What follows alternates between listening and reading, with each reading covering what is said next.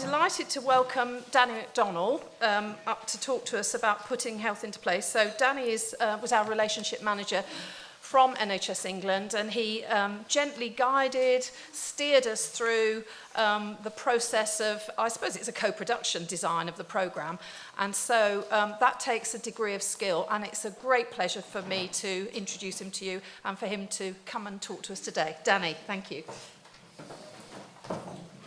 Thank you, Virginia, and thank you to Louise and Les and Danielle and the team as well. So it's been a fantastic morning so far. Yes, my name's Danny McDonnell. I work for NHS England in the strategy team in the National Healthy New Towns programme.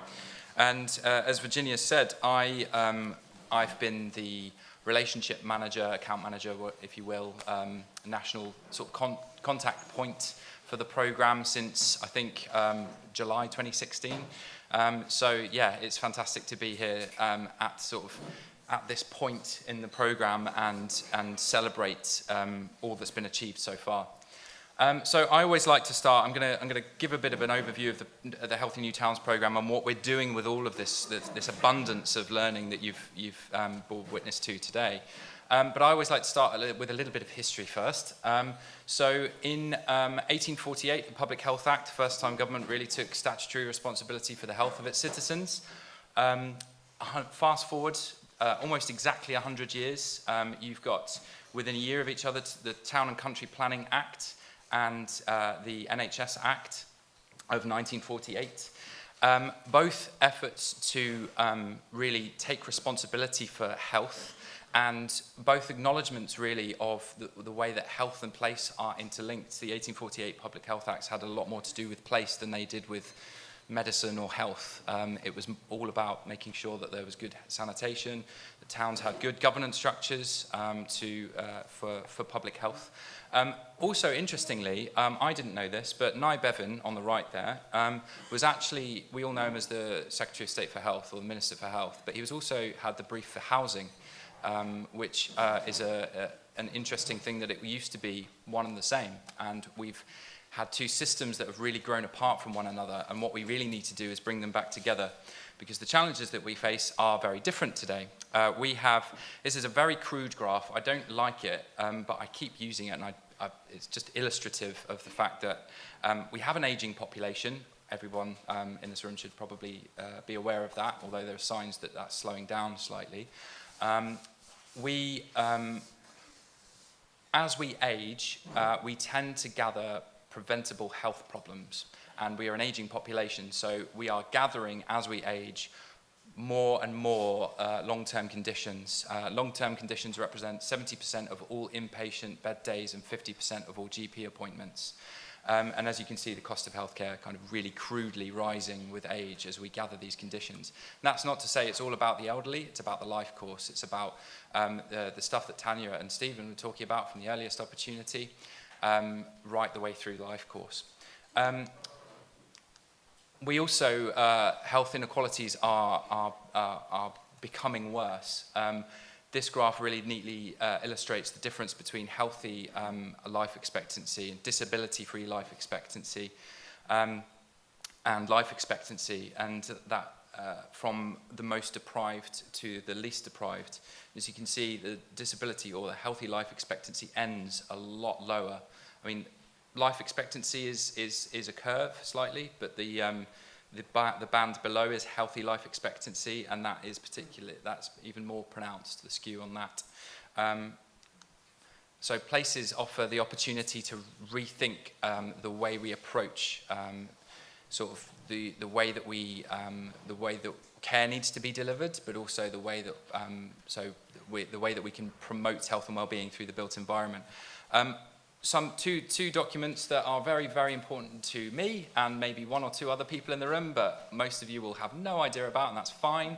The 5-year forward view gave birth to the Healthy New Towns programme. It was an acknowledgement of the way that the care model needs to change. The way we design and deliver care hasn't really changed that much since 1948. Also, how we need to put more emphasis on prevention. Now, the Healthy New Towns programme, the 5-year forward view identified new housing developments to do this from scratch, where we can design the care model differently, and we can also use the built environment to promote health and well-being.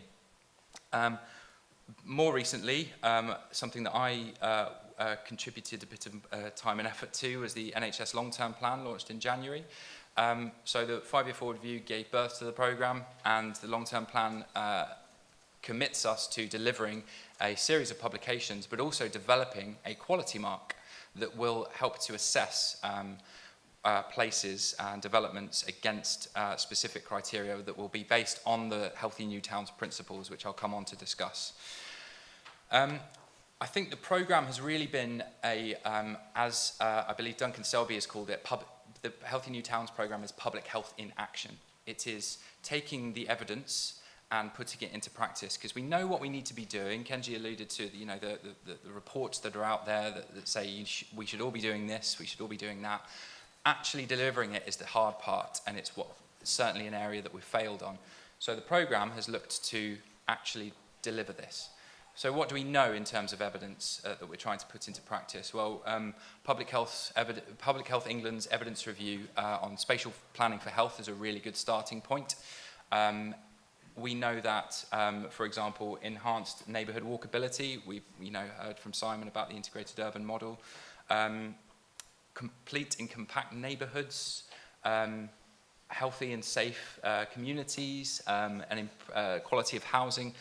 All of this, the proliferation of hot food takeaways in areas of deprivation exacerbates childhood obesity, we know this. Green spaces are good for our mental health and well-being. There's a lot of evidence already out there. Obviously there are still gaps, but what we're not doing is putting it into place. So in March 2016, we announced 10 demonstrator sites. They're really a cross-section of new housing developments across England. Some are large, some are small. Some are greenfield sites, some are brownfield sites, some are kind of urban extension areas, some in more affluent areas, some in more deprived areas. So a real cross-section.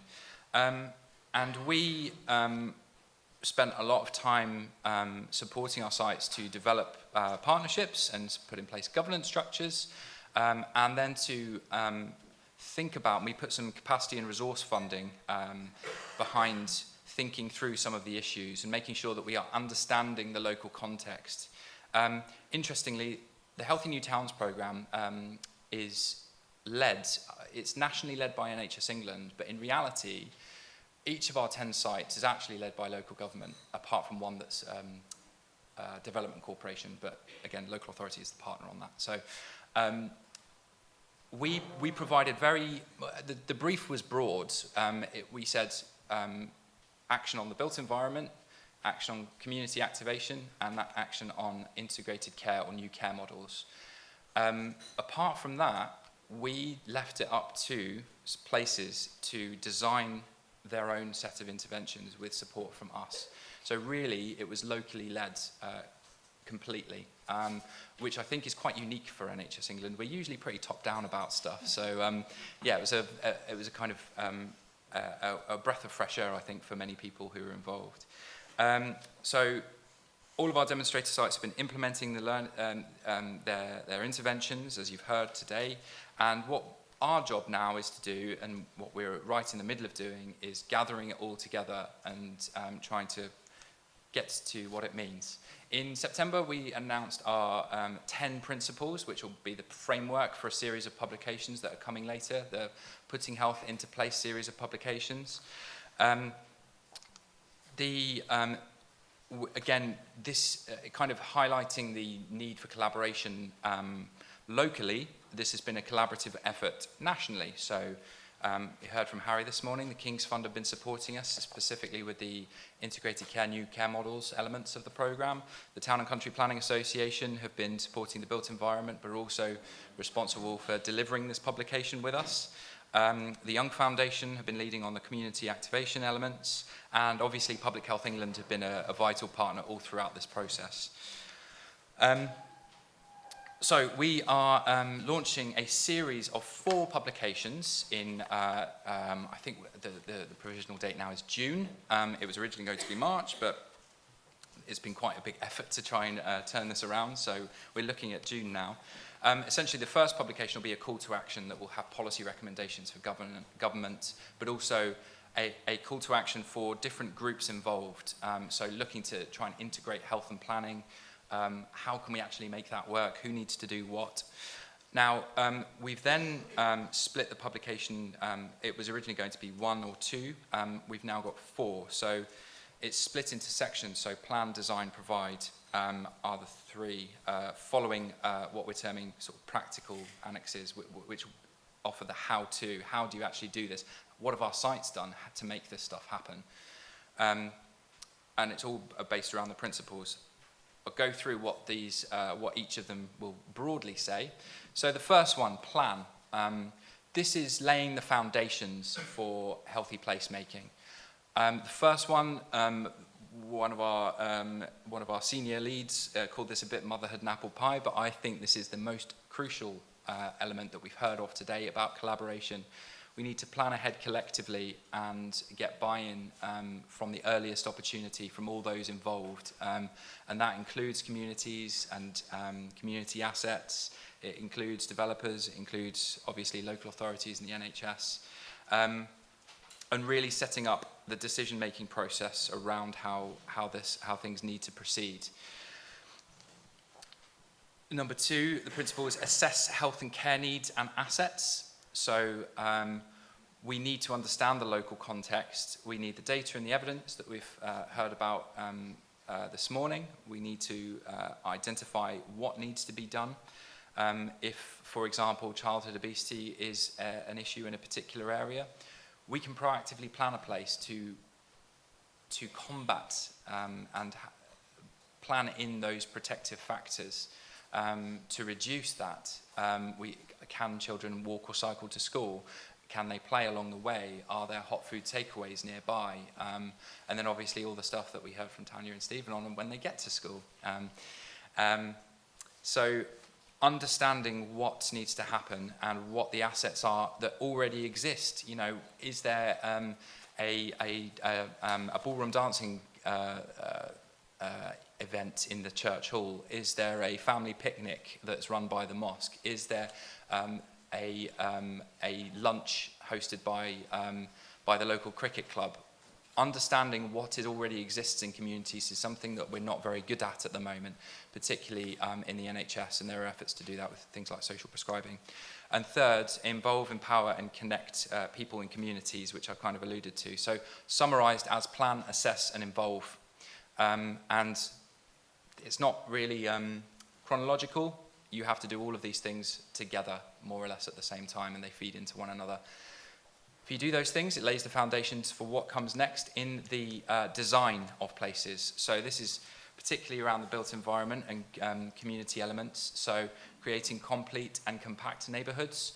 I'm going to race through these because you can have a look at them in your own time. But maximising active travel. Making healthy eating easy. And that includes, if it's restrictions on bad things, great, but it also needs to be a positive. There needs to be a healthy food environment, not just an absence of an unhealthy one. There needs to be options. The idea is making it as easy as possible to live a healthy life. Fostering health in homes and buildings. A crucial design quality of houses is really, really important. Ventilation, light, damp, all of these factors, making sure that that's fuel poverty, loads of stuff, loads of stuff.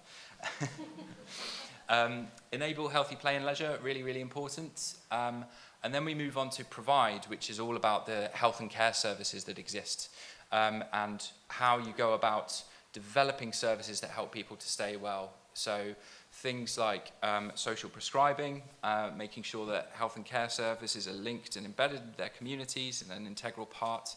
There's lots of work going on with personalised care, which I urge you all to have a look at.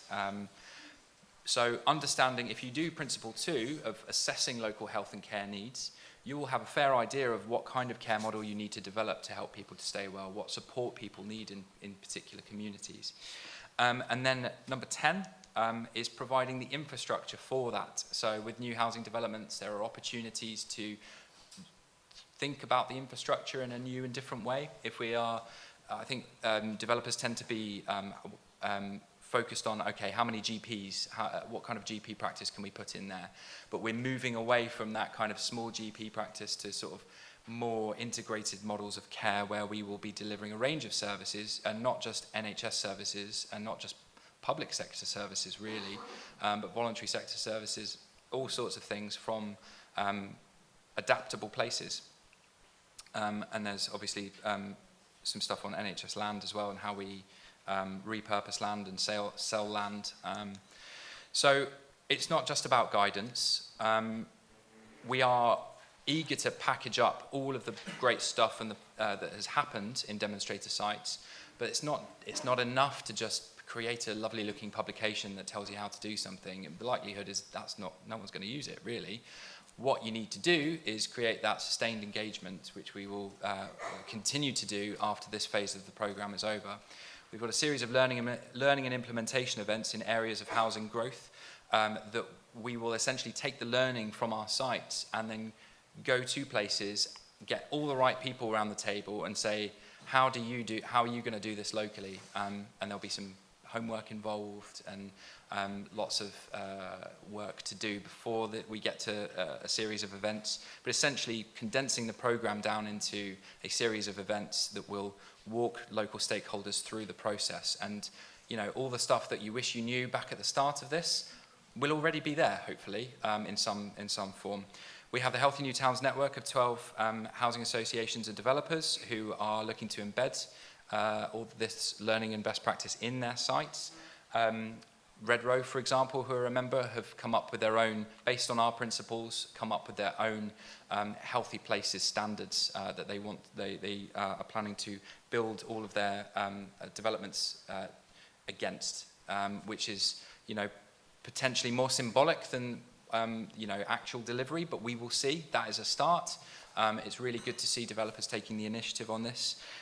We're engaging with government on policy all the time, feeding into the National Planning Policy Framework and Guidance. MHCLG, the Ministry of Housing, Communities and Local Government, are really interested in the quality mark that we will be producing. It's all very well saying what everyone should be doing, but we need to recognise where this stuff is actually happening and say, you've done it really well, or you need to do better in these areas. So we're developing a quality mark, and obviously there's a crowded market out there. We're not looking to replicate anything, basing it on things like Building for Life 12, talking to the Design Council and various people about this to try and bring everything together. So I thought I'd finish with a picture of 3 people in the room, reminding you all... I know, fantastic. I wonder what they're looking at. That's what I want to know.